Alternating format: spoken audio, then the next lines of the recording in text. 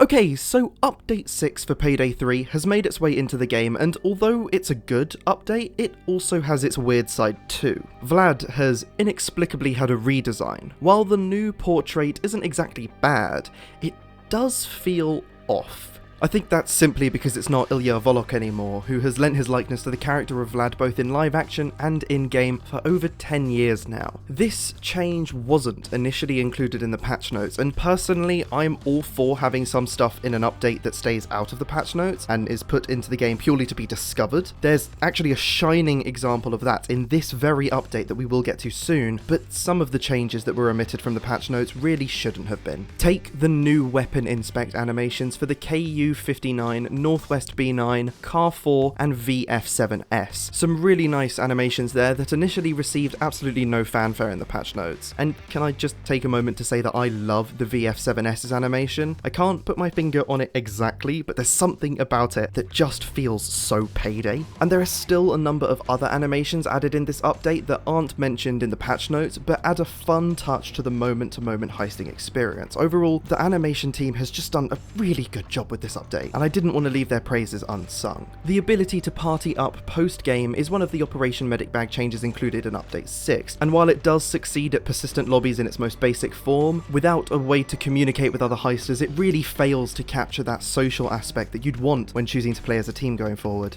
And while the seemingly simple addition of a text chat would fix the issue, that wouldn't exactly be the most user-friendly outcome for console players. Text chat is often frustratingly tedious on console releases, and so as much as I want to see a text chat added, I just hope Starbreeze doesn't leave it at that. Yes, text chat may fix the issue entirely on PC, but it's just a stepping stone to the final answer on console, which is some form of VoIP. Staying on the subject of social matters, Quickplay is one of the best features to be added to Payday 3. Not only does it bring a much needed element of heist randomization to the game, but it also greatly reduces the matchmaking pools from 44 all the way down to 4. Prior to this feature, you had to hope that other players were searching for the same heist at the same difficulty as you, but now, as long as somebody is searching for a match at the same difficulty, you shouldn't have trouble finding a lobby at all. This really is just the first version of Quickplay, and it shows. I can't really understand why this feature wasn't released with a stealth and loud filter.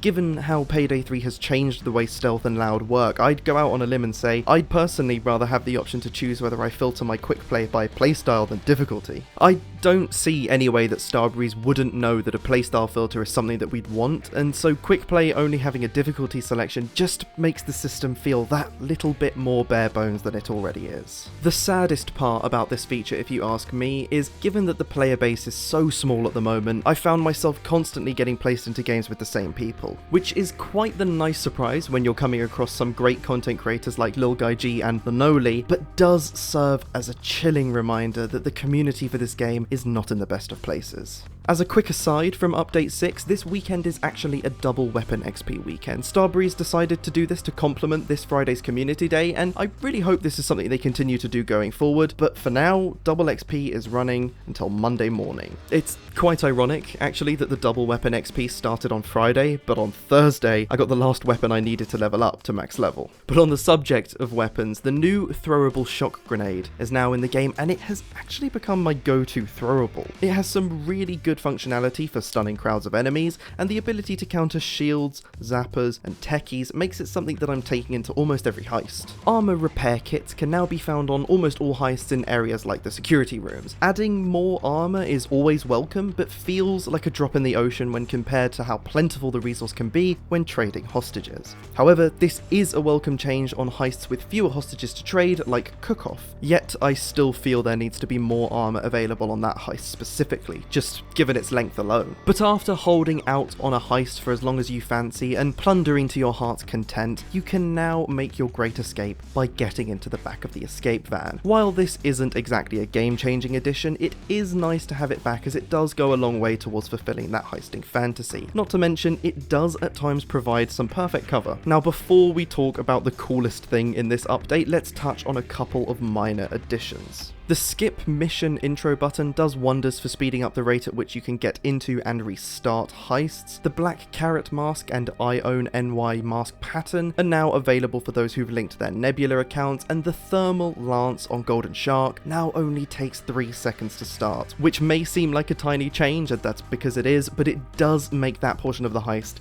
less tedious. And for some reason, this update has quite comedically broken the C-Stacks image. To be fair, I don't know if this was a thing before this update, but I've just discovered it and couldn't help but mention it. I think it looks so silly. In fact, if we hit 500 subscribers before the Boys in Blue DLC comes out, which might be sooner than you think, we'll talk about that shortly, but if we hit 500 by then, I will commemorate this wide C-Snack image by making it a members emote. Even if I don't make members a thing on the channel for a while, whenever I do, wide C-Stacks will be there. So if you are enjoying this video, please do consider subscribing. But now, my favourite addition in this update. If you've had a chance to play Touch the Sky since Update 6 has come out, you may have noticed something different about the safe room.